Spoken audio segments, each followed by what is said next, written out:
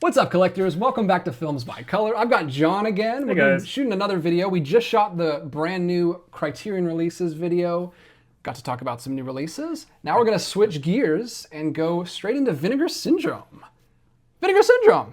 We're not hugely big Vinegar Syndrome collectors. I would totally fail a Vinegar Syndrome announcement video. Yeah, we're not going to be testing you Never doing that. at all in this video. Ever. But we picked up some Vinegar Syndrome titles this morning in person, not online. First time I've ever done this. There was a Vinegar Syndrome like Cinematograph pop-up in Atlanta at Videodrome, the last video store in Atlanta. They were doing a showing of Red Rock West in 35mm at the Plaza Theater. And then afterwards, he set up like a little tent full of Vinegar Syndrome titles. I'll show you some footage while we're talking. They had a lot of stuff. I was impressed. A bunch of stuff. They even had some out-of-print stuff that I missed. Like he had some The Keeps and some Hundreds of Beavers with slips. It was crazy that he had those, but those went fast. Like I didn't get there till a couple hours in and they were already sold out, but I did get some cool stuff. I got a whole stack here and John got some stuff too. So we're gonna show you what we picked up. I did get some Cinematograph titles. Justin from Cinematograph was there doing the showing for Red Rock West and he had pretty much all the Cinematograph titles laid out. I think he had most of them. Some of them had sold out.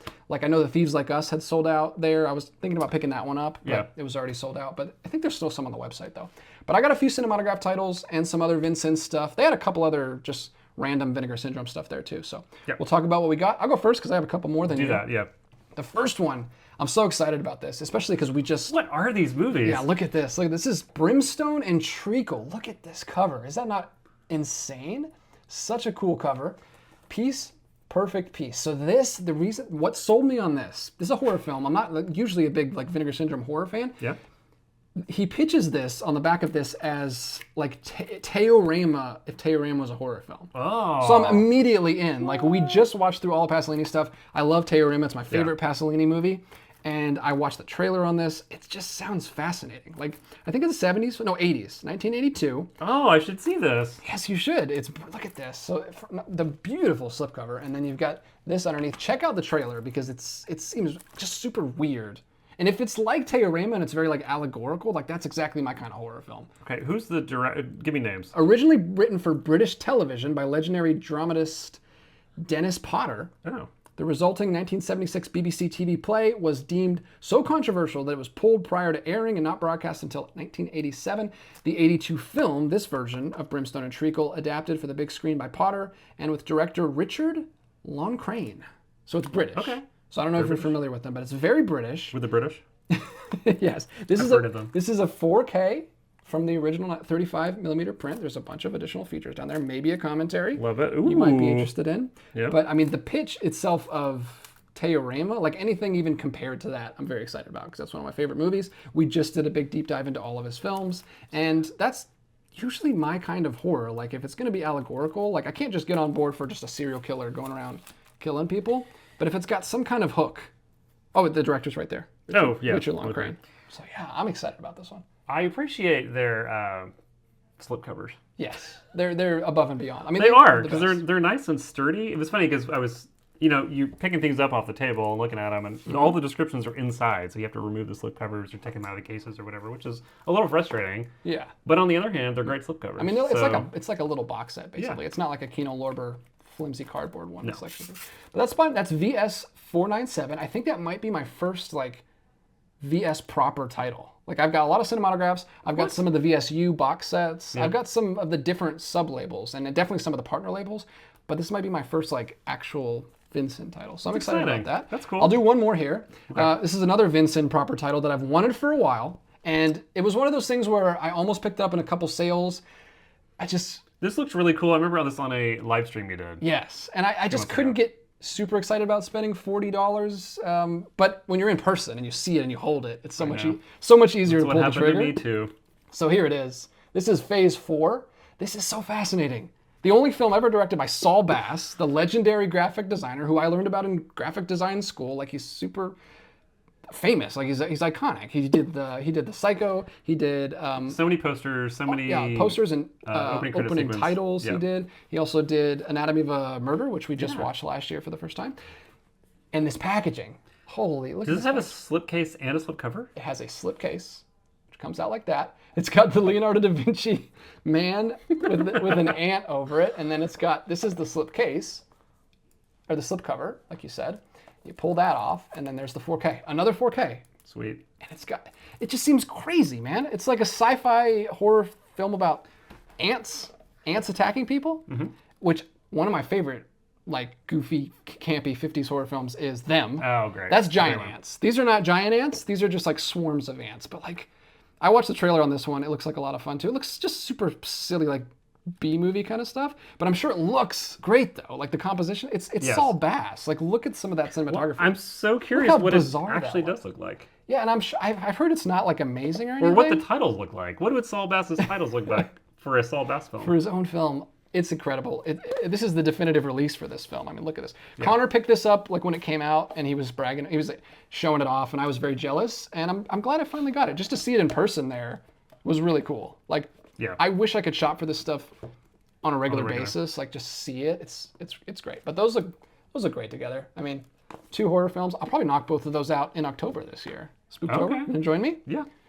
Those are my first 2. You know me, I'll watch anything. Do one more of yours, and then I'll do 2 more of mine. Okay. Controversial film. Oh. Landmark film of the 70s. Brand new one. This Last just Tango came out. This just came out. It's another big slip box. Yes, it's very nice. And another slip. I love the artwork. Case within the slip. Slip cover? Slip cover. Slip case? Anyway. Slip case. And then there's your 4K. Another 4K. Ta-da, with some sort of original-ish artwork on it. This is one I'm interested in. I'm glad you picked this up because I was tempted to pick it up. I think 4K. it's out of print. I think this one's out of print already on the website. Maybe I'm wrong about that, but I heard it was. So it's Bertolucci, and it came out in 72, made in 71, 72. So it's that time period where they're starting to make movies that are a little more adult. And, you know, this is basically about Marlon Brando, who has... his wife has passed away or is ill or something like that. Anyway, he starts up He's an older man. Yeah, he's in his 50s. Mm-hmm. He's getting on. This is right after he did Godfather too, which is interesting. It's a real huge second wave Brando movie.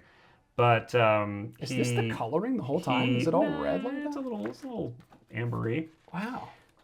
He basically takes up with a younger Parisian woman. There she is.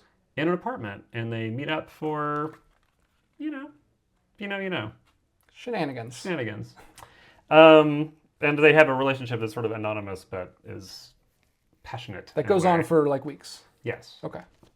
That's all I'm really going to say about it. It's some controversy because Brando and Bertolucci kind of got together to sort of surprise the actress in unpleasant ways, and she did not like that, as one should not. So there's been a lot of controversial release. Yeah, more discussion about that in the later decades, but it's still it was a huge deal when this thing came out, and I'm excited to actually be able to watch it again. So that's cool. Yeah, and in a really nice format. So. Yeah, stunning 4K quality. Yeah.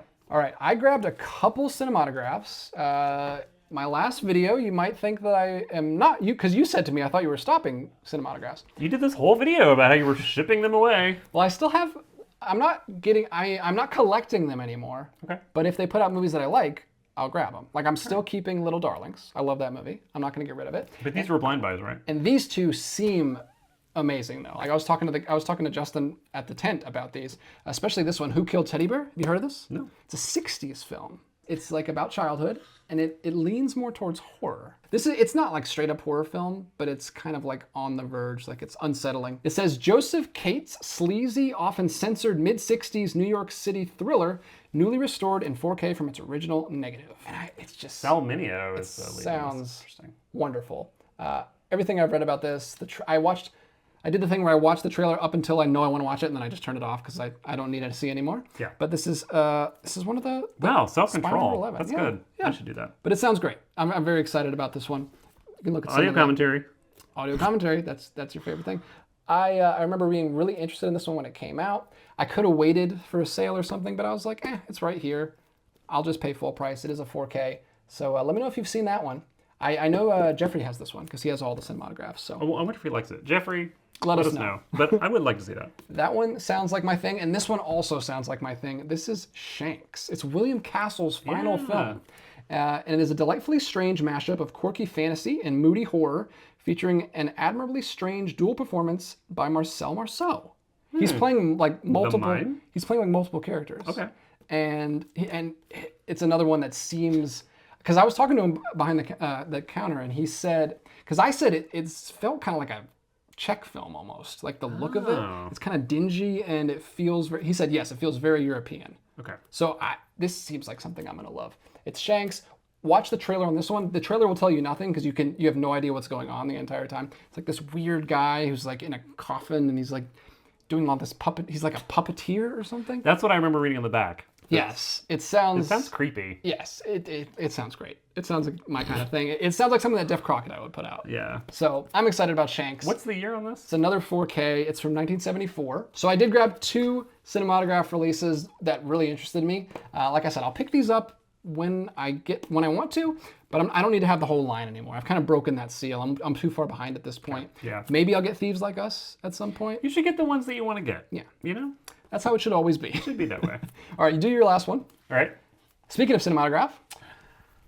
This is Cinematograph number... Do they have numbers? Yes. Yep. 14. 14. It's a brand new one. Exciting. Or not brand new. They're already on like 17, but Joy of Sex. I wish we could open this one because it looks... You can't really see it on camera, but it's crazy. It's a crazy cover. Yeah, it's beautiful. I like it. Well, teen sex comedy.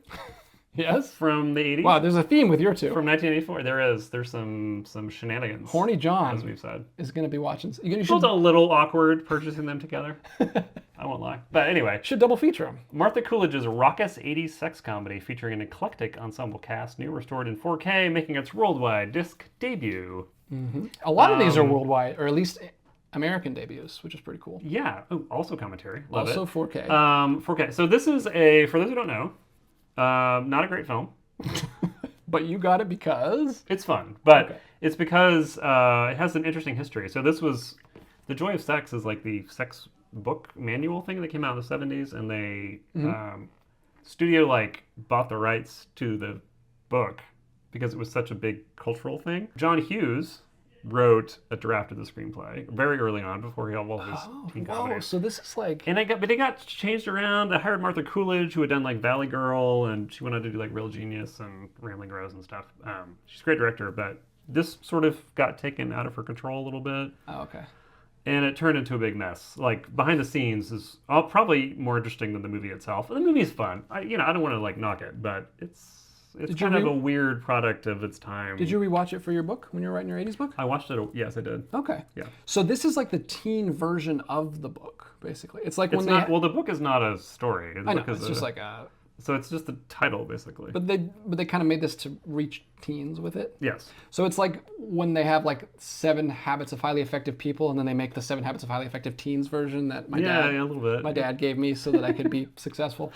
There it is. How'd that go? Joy of Sex. Well, I don't think I finished it, but this looks fun. I'd finish this with you. Next up, last one of the night. This one's actually not for me. This looks terrifying. This is for a friend of mine. I let my friends know. I'm going to get Vincent's. You got it for me? In person, not you. Different friend, mutual friend that we know, that you took to TCM without me and got me this shirt. You could have gone, buddy. Anyway, we got another Cinematograph here. This is for Connor, who you guys know from the channel. He asked me to grab this. He's very interested in this. Child's Play.